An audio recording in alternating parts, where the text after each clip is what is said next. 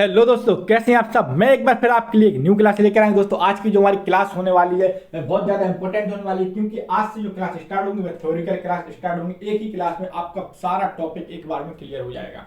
जैसा कि आपको मालूम होना चाहिए, हमारे 22 तारीख तक सीपीसीटी एग्जाम थे, जो कि 16 से लेकर 22 तक के 3 दिनों के एग्जाम थे, जो कि कंडक्ट करा लिए जा चुके हैं। बहुत से स्टूडेंट पास हुए हैं। हमारे इस चैनल से आप लोगों ने मेहनत की, हमारी मेहनत और आपकी मेहनत रंग लाई। 17 से 18 स्टूडेंट पास हुए हैं, जिन्हें कमेंट बॉक्स में टाइप करके बताया। कुछ लोगों के पर्सनल मैसेज आए थे, और जो लोग एग्जाम में क्वालिफाइड नहीं हुए, अनक्वालिफाइड हुए, उनके लिए आप लोग देखिए टेंशन मत लीजिए, क्योंकि आने वाला जो समय है दिसंबर में एग्जाम फिर कंडक्ट कराएगा। मैं आपके लिए अब थ्योरिकल क्लास लेकर आया हूं। अभी तक मैं ऑब्जेक्टिव पढ़ाया करता था, तो ऑब्जेक्टिव प्लस थ्योरिकल क्लास दोनों आपके लिए रहेंगी, और इसके साथ हम आपको पीडीएफ भी प्रोवाइड कराएंगे। आगे की जो क्लासें आएंगी हम कोशिश करेंगे कि आपको पीडीएफ प्रोवाइड कराएं और टेस्ट सीरीज भी प्रोवाइड कराने की कोशिश करेंगे। आज का जो हमारा टॉपिक है, जैसा कि आप स्क्रीन पर देख रहे होंगे, इंटरनेट से हमारा टॉपिक रिलेटेड है। आज हम जानेंगे इंटरनेट क्या है, इंटरनेट कैसे काम करता है, इसकी स्पीड कितनी है, इंटरनेट का इतिहास जानेंगे। इंटरनेट का इतिहास क्या, इंटरनेट कितने प्रकार की होती है, इंटरनेट कैसे चलता है, इंटरनेट है क्या, इन सारी डिटेल्स को आज हम अपनी इस क्लास में जानेंगे। आखिरकार इंटरनेट है क्या, एक ही क्लास में हम इसको पूरा करेंगे, ताकि आपको कोई और क्लास देखने की जरूरत ना पड़े। तो उम्मीद है दोस्तों आपको क्लास पसंद आएगी। बस आपसे एक रिक्वेस्ट है कि आप हमारे चैनल पर नए हैं तो प्लीज़ चैनल को सब्सक्राइब कीजिए और बेल आइकन को ऑन कीजिए, ताकि सबसे पहले क्लास का नोटिफिकेशन आपके पास पहुंचे। तो आइए, और एक चीज़ और, आप क्लास के लास्ट तक बनी रहिए। क्या करते हैं आप लोग, क्लास को स्किप कर देते हैं, जो जानकारी मैं बीच में दे पाता हूं वह आप नहीं ले पाते हैं। ठीक है, तो आइए देर ना करते हुए चलते हैं हम अपनी आज की टॉपिक की तरफ। आज का जो टॉपिक है, जैसा कि आप स्क्रीन पर देख रहे होंगे, क्या टॉपिक है हमारा, इंटरनेट टॉपिक है हमारा। ठीक है, इंटरनेट के बारे में जानेंगे। आइए चलते हैं। जैसा कि आप देख रहे हैं स्क्रीन पर, इंटरनेट क्या है, तो परिभाषा आप देखिए, बिल्कुल इजी, जो बिल्कुल सरल भाषा में आपके लिए लेकर आऊं, ताकि आप लोग एक बार में ही इसको जान लें। इंटरनेट एक दूसरे से जुड़े कई कंप्यूटरों का जाल है। क्या है इंटरनेट, एक दूसरे से जुड़े कई कंप्यूटरों का जाल है। बहुत सारे कंप्यूटर हो सकते हैं जो एक दूसरे से जुड़े रहते हैं, उनको क्या बोलते हैं, उनके जाल को, कंप्यूटरों के जाल को इंटरनेट बोलते हैं। ठीक है, इंटरनेट क्या है, एक दूसरे से जुड़े कई कंप्यूटर का एक जाल, जो एक नेटवर्क बनाते हैं, उनको कंप्यूटर बोलते हैं, जो राउटर एवं सर्वर के माध्यम से दुनिया के किसी भी कंप्यूटर को आपस में जोड़ता है। ठीक है, एक परिभाषा ये हो गई। बाकी दूसरे शब्दों में आपको बताएं, दूसरे शब्दों में कहें तो सूचनाओं का आदान प्रदान करने के लिए टीसीपी और आईपी। टीसीपी का फुल फॉर्म क्या होता है, ट्रांसमिशन कंट्रोल प्रोटोकॉल, और आईपी का फुल फॉर्म इंटरनेट प्रोटोकॉल के माध्यम से दो कंप्यूटर के बीच संबंध स्थापित को इंटरनेट कहते हैं। एक टेक्निकल परिभाषा हो गई, वह मैंने आपको एक सरल लैंग्वेज में समझाने की कोशिश की थी। यहाँ पर क्वेश्चन क्या है, यहाँ पर दूसरी परिभाषा क्या है, आप देखिए। दूसरे शब्दों में कहें तो सूचनाओं के आदान प्रदान के लिए टीसीपी। टीसीपी का फुल फॉर्म क्या होता है, ये भी एक क्वेश्चन बनता है कि टीसीपी और आईपी का फुल फॉर्म बताइए। दो क्वेश्चन यहाँ से बन जाते हैं। तो टीसीपी का फुल फॉर्म क्या होता है दोस्तों, देखिए, ट्रांसमिशन कंट्रोल प्रोटोकॉल। और आईपी का फुल फॉर्म क्या होता है, आईपी का फुल फॉर्म होता है हमारा इंटरनेट प्रोटोकॉल। ठीक है, इनके माध्यम से दो कंप्यूटर के बीच संबंध स्थापित करने को इंटरनेट कहते हैं। इतना आपको क्लियर आ गया। इंटरनेट की मैंने आपको परिभाषा बता दी है। आप चाहें तो इसका स्क्रीनशॉट लेते चलिए। अगर आप नोट्स बना रहे हैं तो इनके नोट्स भी बनाते चलिए। बाकी ऊपर की एक डेफिनेशन है, एक ये डेफिनेशन है, आप चाहें तो दोनों का स्क्रीनशॉट ले सकते हैं। ठीक है, बढ़ते हैं हम अपने आगे की तरफ। अब आपने जान लिया इंटरनेट क्या है, चलते हैं। एक पॉइंट फैक्ट बाय फैक्ट मैं आपके लिए लेकर आया। एक पॉइंट ये है कि इंटरनेट विश्व का सबसे बड़ा नेटवर्क है। क्वेश्चन ये भी पूछा जा सकता है कि इंटरनेट में विश्व का सबसे बड़ा नेटवर्क कौन सा है, तो विश्व का सबसे बड़ा नेटवर्क कौन सा है, इंटरनेट है विश्व का सबसे बड़ा नेटवर्क। मैं आपको जो जो पॉइंट बता रहा हूं, आप उसको या तो नोट करें या आप उसका स्क्रीनशॉट लेते चलिए। ठीक है, इसके बाद आज जान लेते हैं इंटरनेट का इतिहास। आइए चलिए आज इंटरनेट के इतिहास के बारे में जान लेते हैं। इंटरनेट का इतिहास क्या है, जैसा कि आप देख रहे हैं, सबसे पहले इंटरनेट का प्रयोग किसने किया था, अमेरिकी सेना ने किया था। किसने किया था, अमेरिकी सेना ने किया था, क्योंकि युद्ध के समय अमेरिकी सेना एक अच्छी विश्वसनीयता संचार सेवा चाहती थी। ठीक है, युद्ध के समय एक अमेरिकी सेना को एक विश्वसनीय संचार चाहिए था, जो कि उसके लिए सही समय पर सूचनाओं का आदान प्रदान कर सके। सबसे पहले किसने इंटरनेट का प्रयोग किया? एक पॉइंट यहां से बनता है, अमेरिकी सेना ने किया। किसके लिए किया गया था, किस क्षेत्र में किया गया था ये? तो युद्ध के समय किया गया था। किसके समय किया गया था? युद्ध के समय सबसे पहले इंटरनेट का प्रयोग अमेरिकी सेना ने किया था। एक पॉइंट यहां से ये क्लियर होता है। अब बढ़ते हैं आगे की तरफ, ठीक है। इसी प्रकार जैसे ही आप अमेरिकी सेना ने क्या किया 1969 में, कि कब? 1969 में ARPANET, क्या लिखा है ये? ARPANET नामक एक नेटवर्क बनाया। सबसे पहले अमेरिका ने 1969 में ARPANET नामक या नाम का एक नेटवर्क बनाया जो 4 कंप्यूटरों को आपस में जोड़कर बनाया गया था। ठीक है, यहाँ से 2-3 क्वेश्चन क्लियर होते हैं। सबसे पहले ARPANET कब आया? 1969 में आया, ठीक है। इसके बाद 4 कंप्यूटरों को जोड़कर एक नेटवर्क सबसे पहले बनाया गया था। कितने कंप्यूटर को जोड़कर? 4 कंप्यूटर को जोड़कर बनाया गया था, ठीक है। सारे डाउट्स, सारे पॉइंट इसी क्लास में क्लियर हो जाएंगे और सारा इंटरनेट आपका इसी क्लास में खत्म हो जाएगा। आपको कोई दूसरी क्लास देखने की जरूरत नहीं पड़ेगी। बस आप लास्ट तक बने रहिए, क्लास को स्किप मत करिए, ठीक है। अब चलते हैं आगे की तरफ। दूसरा पॉइंट क्या कहता है हमारा?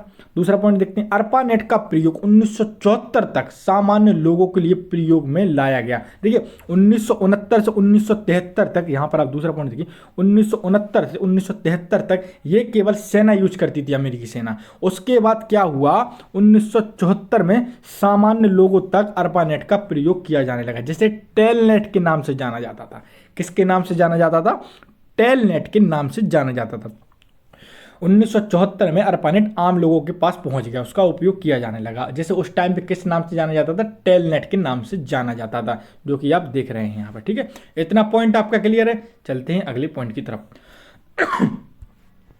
अगला पॉइंट जैसा कि आप देख रहे हैं 1982। अब कहाँ आ गए अपन लोग? 1982 में आप और हम आ गए, ठीक है। 1982 में नेटवर्क के लिए सामान्य नियम बनाए गए, ठीक है। अब इंटरनेट का विकास हो गया, आम लोगों के लिए खोल दिए गए, ठीक है। दरवाजे को सब यूज करने लगे आम जनता। इसके बाद क्या हुआ? एक नियम बनाना पड़ा, ठीक है। तो 1982 में नेटवर्क के लिए एक सामान्य नियम बनाए गए। इन नियमों को क्या कहते थे?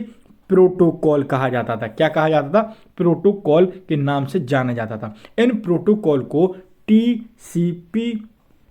टीसीपी और आईपी यानी ट्रांसमिशन कंट्रोल प्रोटोकॉल और इंटरनेट प्रोटोकॉल के नाम से जाना जाता है। इतना क्लियर हो गया क्या है? एक बार फिर देख लेते हैं। 1982 में नेटवर्क के लिए सामान्य नियम बनाए गए जिन्हें प्रोटोकॉल के नाम से जाना जाता है। अब एक क्वेश्चन यहाँ से ये भी बन सकता है कि प्रोटोकॉल कब आया? तो प्रोटोकॉल कब आया? प्रोटोकॉल 1982 में आया। कौन सा?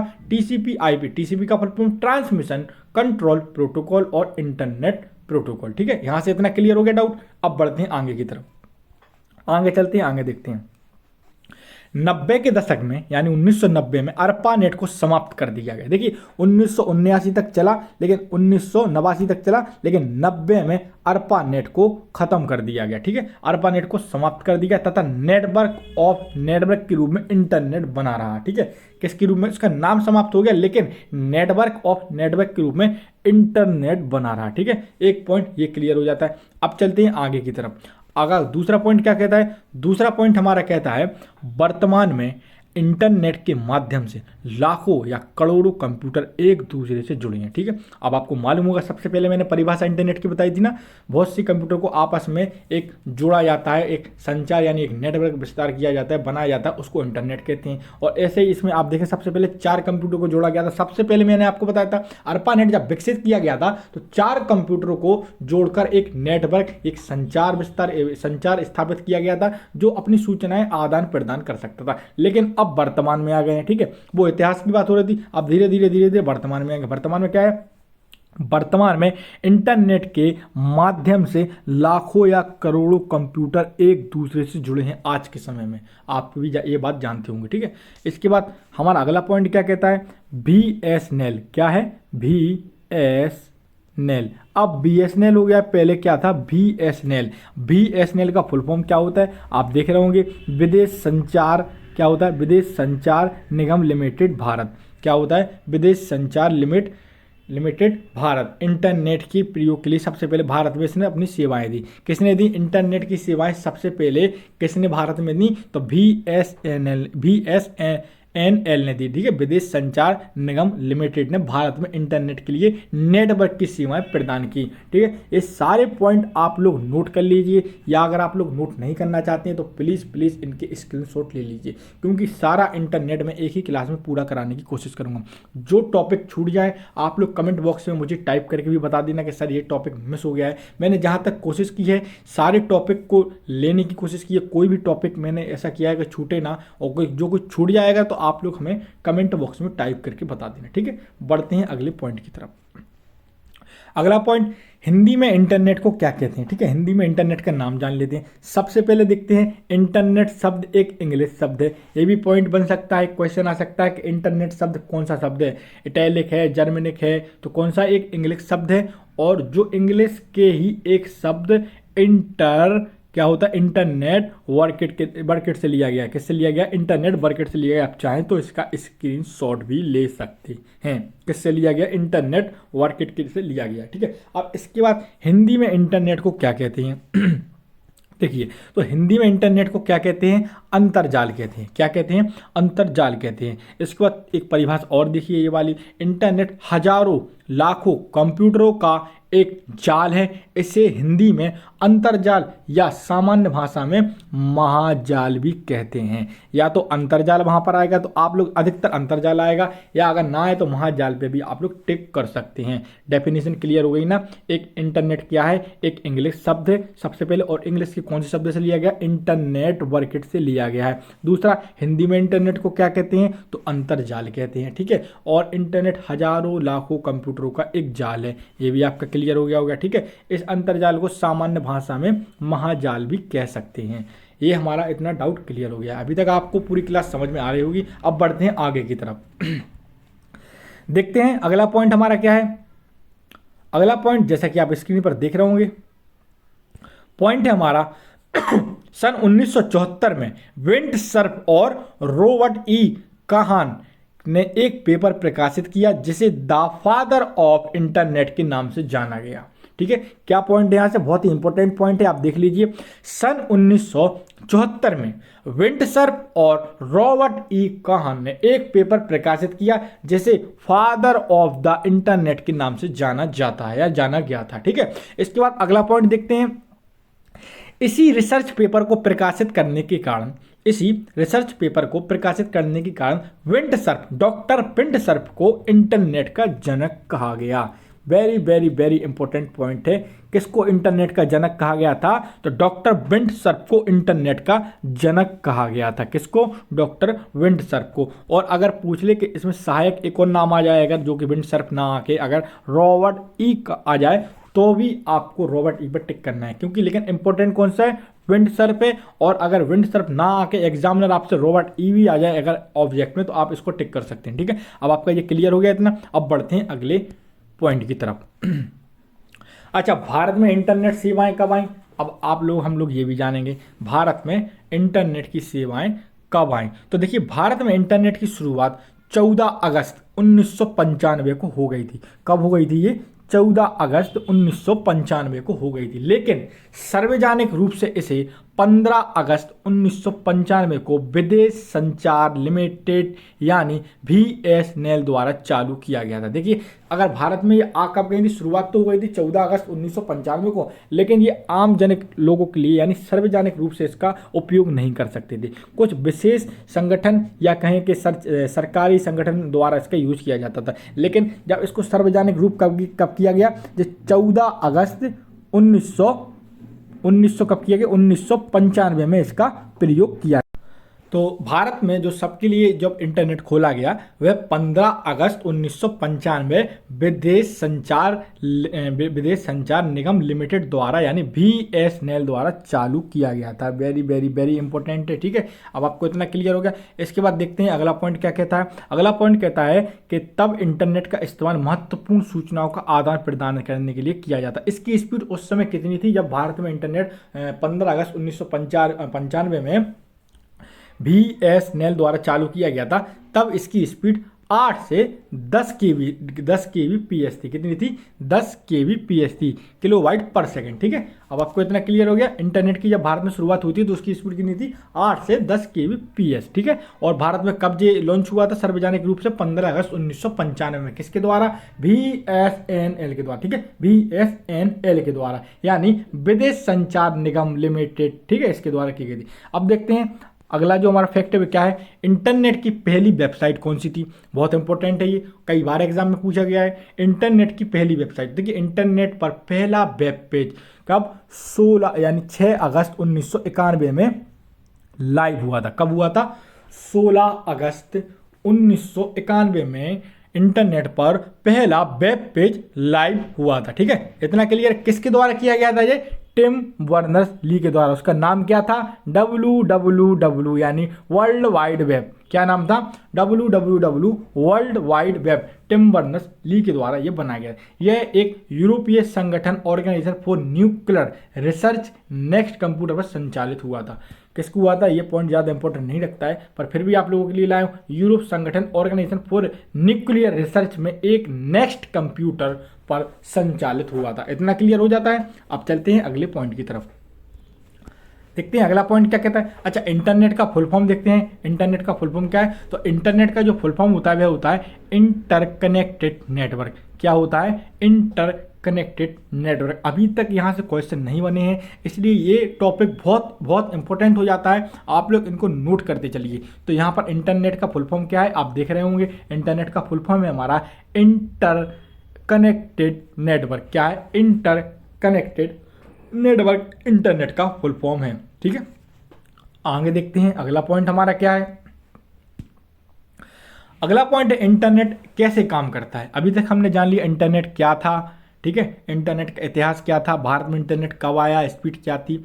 अब हम जानेंगे इंटरनेट आखिर काम कैसे करता है। देखिए, बहुत ही आपके लिए बहुत ही सिंपल भाषा में आपके लिए फैक्ट बाय फैक्ट यानी लाइन बाय लाइन लेकर आया हूँ, ताकि आपको सारा एक ही बार में क्लियर हो जाए। जैसा कि आप देख रहे होंगे कि इंटरनेट कैसे काम करता है। तो देखिए, इंटरनेट में कंप्यूटर एक दूसरे के साथ कनेक्ट होते हैं छोटे छोटे नेटवर्क के माध्यम से। सबसे पहले मैंने डेफिनेशन आपको यही बताई थी कि आखिरकार इंटरनेट है क्या। तो आपको मालूम था इंटरनेट बहुत से कंप्यूटर को आपस में जोड़कर एक नेटवर्क बनाया जाता है। ठीक है, यहाँ पर लिखा है नेटवर्क बनाया जाता है। इतना आपको क्लियर हो गया। वहीं से देखो, नहीं, वहीं ये नेटवर्क कनेक्टेड होते हैं गेटवे के द्वारा इंटरनेट बैकबोन के साथ। ठीक है, वहीं अब अगला पॉइंट क्या कहता है, वहीं सभी कंप्यूटर इंटरनेट पर एक दूसरे से कम्युनिकेशन करते हैं। सबसे पहले कंप्यूटर आपस में एक दूसरे से जुड़े रहते हैं। आपको पहला पॉइंट क्लियर हो गया, ये तो क्लियर है। ठीक है, नेटवर्क कनेक्टेड रहते हैं गेटवे के द्वारा। गेटवे एक डिवाइस होती है, गेटवे डिवाइस मतलब एक सॉफ्टवेयर टाइप का होता है, इसमें इंस्टॉल होते हैं। तो उसके द्वारा ये इंटरनेट पर कंप्यूटर इंटरनेट के द्वारा सारे कम्युनिकेशन करते हैं। इसके बाद देखते हैं टीसीपी और आईपी। अभी मैंने ऊपर आपको बताया था टीसीपी आईपी का फुल फॉर्म क्या होता है। तो टीसीपी आईपी का फुल फॉर्म होता है ट्रांसमिशन कंट्रोल प्रोटोकॉल, और आईपी का फुल फॉर्म क्या होता है? Internet protocol. ठीक है, तो इसके माध्यम से ये वाला पॉइंट क्लियर कर रहा हूँ। टीसीपी आईपी के माध्यम से, जो कि एक बेसिक प्रोटोकॉल है। एक पॉइंट ये भी आ सकता है कि टीसीपी आईपी क्या है? एक बेसिक प्रोटोकॉल होता है।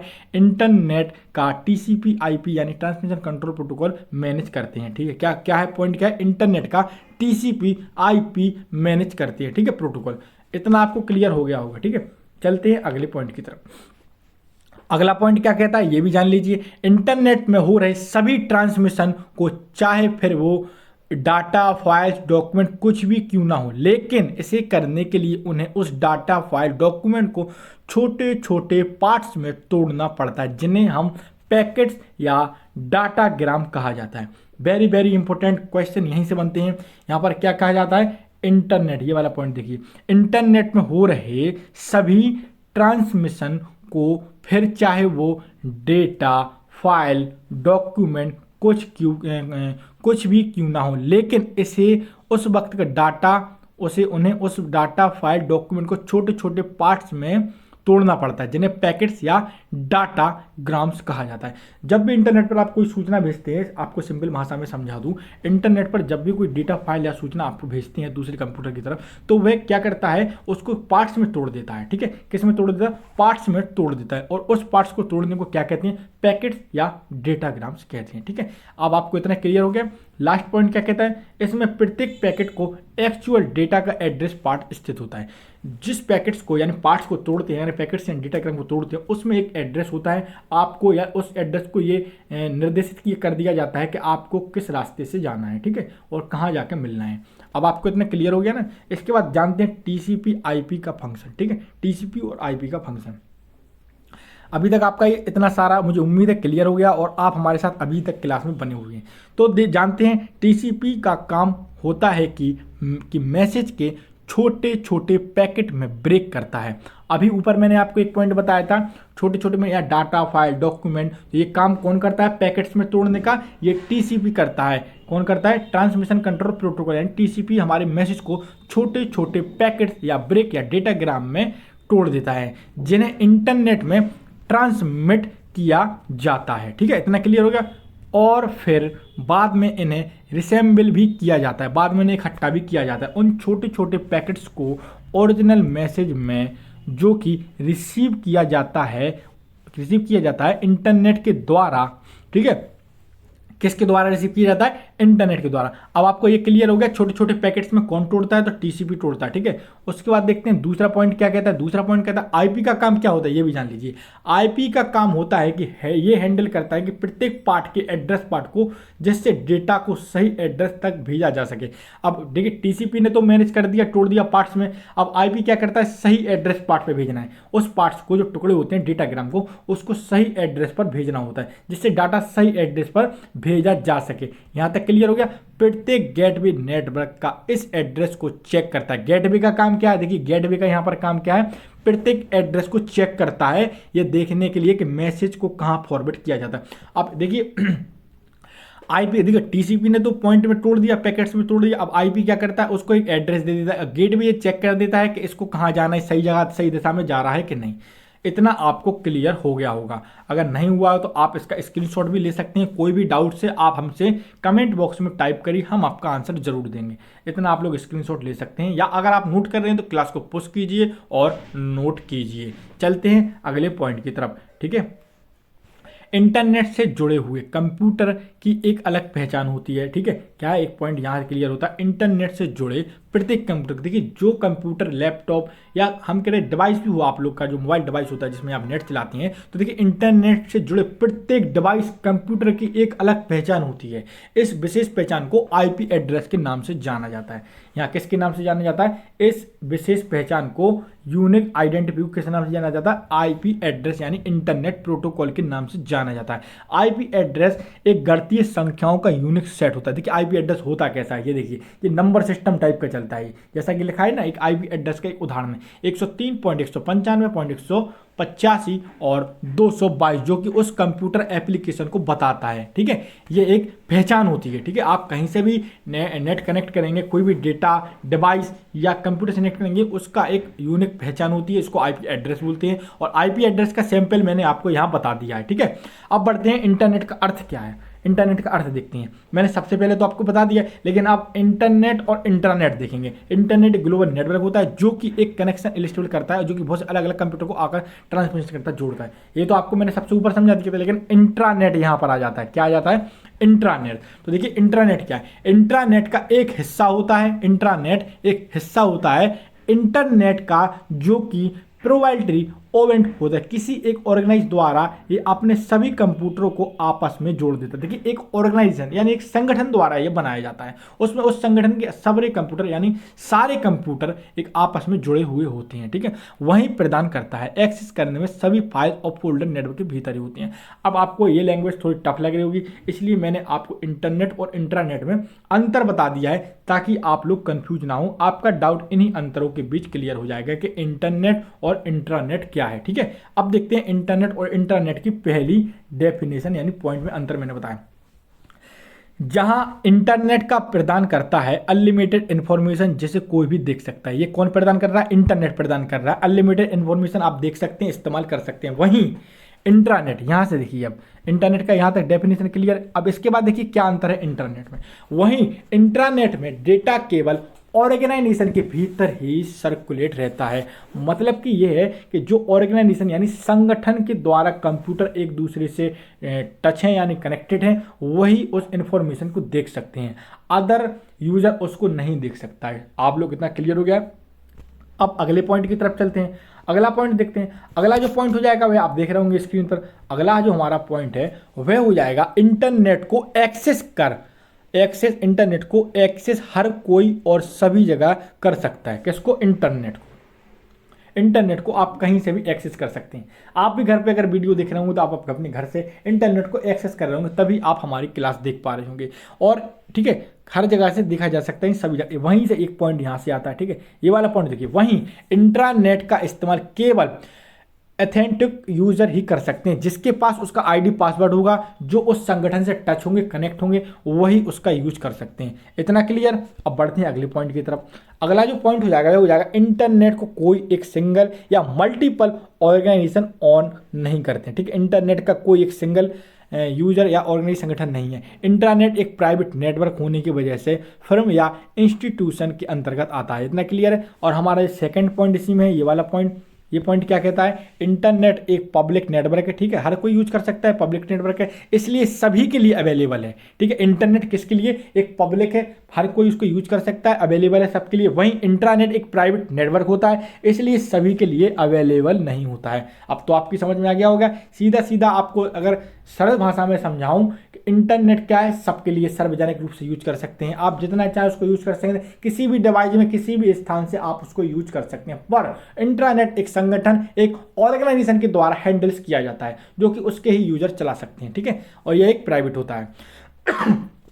चलते हैं अगले पॉइंट की तरफ। इंट्रानेट ज़्यादा सेफर होता है इंटरनेट की तुलना में। देखिए क्या है कि इंट्रानेट इसलिए ज़्यादा सेफ होता है क्योंकि वो एक प्राइवेट है।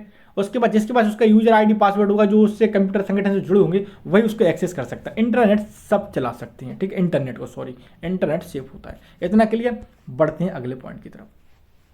अगला पॉइंट, जैसे कि आप इंटरनेट इस पर देख रहे होंगे स्क्रीन पर, इंटरनेट के सबसे बड़े एनएसपी का फुल फॉर्म क्या होता है? एनएसपी का फुल फॉर्म होता है नेटवर्क सर्विस प्रोवाइडर्स। कौन कौन से हैं? ठीक है, सॉरी, एनएसपी का फुल फॉर्म क्या होता है? Network service providers. ठीक है, दुनिया के सबसे बड़े जो हमको इंटरनेट चलाने के लिए देते हैं, आईएसपी यानी इंटरनेट सर्विस प्रोवाइडर। ठीक है, यहाँ पर क्या है? एनएसपी यानी नेटवर्क सर्विस प्रोवाइडर। ठीक है, दुनिया के सबसे बड़े नेटवर्क सर्विस प्रोवाइडर कौन कौन से हैं देखते हैं। तो देखिए, दुनिया के सबसे बड़े जो एनएसपी में शामिल हैं यानी नेटवर्क सर्विस प्रोवाइडर में शामिल हैं, कौन कौन से हैं?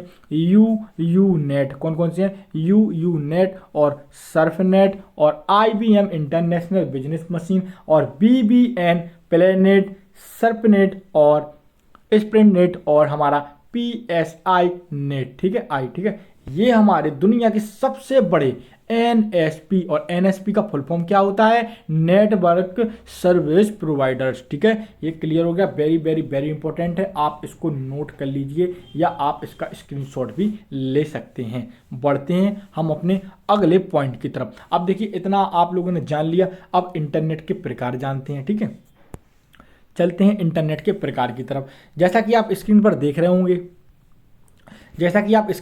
इंटरनेट के प्रकार। इंटरनेट कनेक्शन के ऐसे बहुत से प्रकार हैं जिससे कि आप एक पर्सनल इलेक्ट्रॉनिक डिवाइस को इंटरनेट के साथ कनेक्ट कर सकते हैं। यानी आप मोबाइल के साथ भी कनेक्ट कर सकते हैं, लैपटॉप के साथ भी कनेक्ट कर सकते हैं। ये सभी कनेक्शन अलग अलग हार्डवेयर का इस्तेमाल करते हैं और प्रत्येक की एक अलग ही रेंज और स्पीड, कम्युनिकेशन स्पीड होती है। हर देखिए, आप लोग जब यूज करते हैं आपको मालूम होना चाहिए 2G 4G जैसे ही आप डिवाइस यूज करेंगे वैसे ही आपको स्पीड मिलेगी। यहाँ रेंज की बात हो रही है। ठीक है, अब बढ़ते हैं अगले पॉइंट की तरफ। जैसे जैसे टेक्नोलॉजी में बदलाव आ रहे हैं, फास्टर इंटरनेट कनेक्शन की जरूरत पड़ती जा रही है। आप देख रहे होंगे पहले 2G था, फिर 3G हुआ, फिर 4G हुआ, अब 5G भी लॉन्च होने वाला है। ठीक है, यहाँ से ऐसी जैसी जैसी ज़रूरत बढ़ती चलेगी और साइंस टेक्नोलॉजी आगे बढ़ती चलेगी। इसके बाद है dial up connection, very very very important. Dial up connection सबसे धीमी गति का इंटरनेट कनेक्शन है। कौन सा कनेक्शन है? सबसे धीमी गति का। तो आइए डायल अप को जानते हैं। डायल अप कनेक्शन सबसे बेसिक फॉर्म का इंटरनेट कनेक्शन होता है। इसमें एक टेलीफोन लाइन होती है। आपने देखिए फैक्ट बाई फैक्ट मैं आपको बता रहा हूँ क्या है ये। डायल अप कनेक्शन सबसे बेसिक फॉर्म का इंटरनेट कनेक्शन होता है। इसमें एक टेलीफोन लाइन होती है। इतना क्लियर। अब देखते हैं अगला पॉइंट क्या है। अगला पॉइंट, जो कि मल्टीपल यूजर्स एक डिटेक्टेड लाइन के विपरीत से कनेक्टेड होता है। ठीक है, मल्टीपल यूजर से कनेक्टेड होता है। इसके बाद जो कि एक पीसी के साथ जुड़ा हुआ होता है, जिससे इंटरनेट का एक्सेस होता है। ठीक है, ये एक पीसी से इसका एक तार जुड़ा हुआ होता है। ठीक है, अब देखते हैं डायल अप एक्सेस बहुत ही सस्ता होता है लेकिन उतना ही स्लो होता है। यहां पर आ गया, बहुत सस्ता होता है लेकिन उतना ही स्लो होता है। सबसे धीमी गति का इंटरनेट प्रदान करता है डायल अप, और सबसे सस्ता भी यही होता है।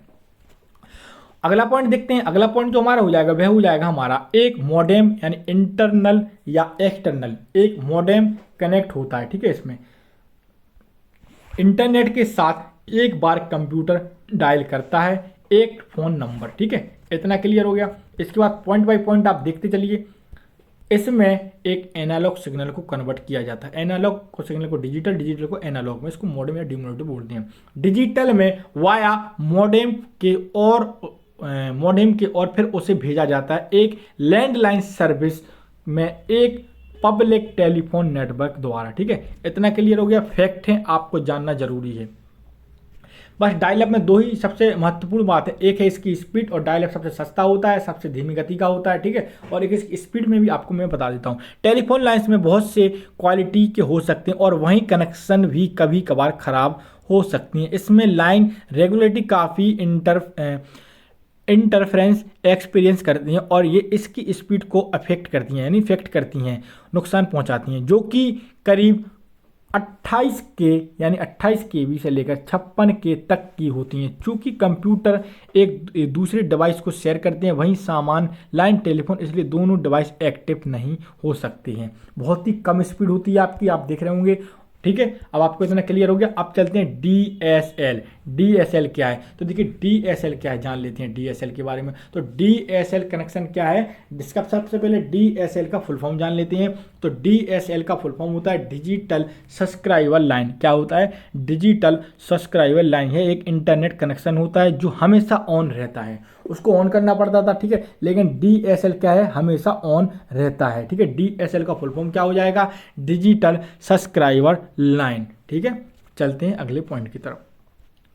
अगला पॉइंट, जैसा कि आप स्क्रीन पर देख रहे होंगे, टू लाइन का इस्तेमाल किया जाता है। डीएसएल में किसका इस्तेमाल किया जाता है? टू लाइन का इस्तेमाल किया जाता है। ठीक है, जिससे आपके फ़ोन बिल्कुल ही फ्री हो जाता है। ठीक है, आपका जो टेलीफोन उसमें कनेक्ट रहता है वह बिल्कुल फ्री होता है, और जब आपका कंप्यूटर कनेक्ट होता है। ठीक है, इसके बाद देखते हैं डीएसएल का अगला पॉइंट क्या है हमारा। अगला पॉइंट हो जाएगा हमारा यहाँ से, डीएसएल एक वायर्ड कनेक्टेड होता है, ये तार के द्वारा जुड़ा होता है। ठीक है, तार होता है इसमें, केबल।